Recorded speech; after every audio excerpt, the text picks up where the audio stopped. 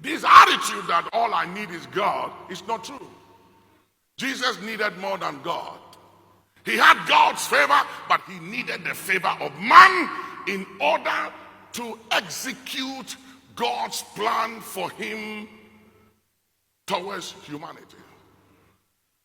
And may I submit to you that the key to your next level is in somebody's hands.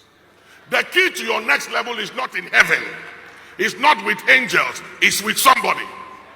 And may I also submit to you that God will use men and women to bless you, and the devil will also use men and women to hurt you.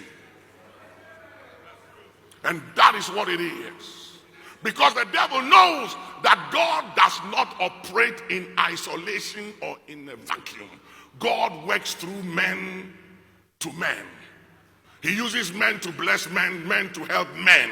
Because the devil knows that, he will always make sure that he attacks men and deploy men to hurt you, to offend you, so you never again trust anybody.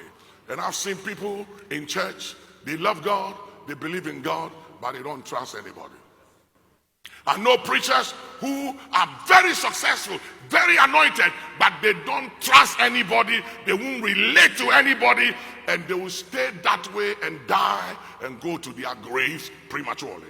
They will die prematurely because they think that being gifted, being skillful, being brilliant, being anointed, being successful is all that they need. You are joking.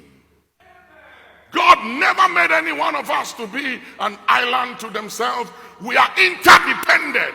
You need me and I need you. And everybody needs somebody. Everybody.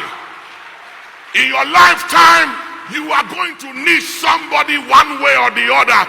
Can you put your hands together and say yes?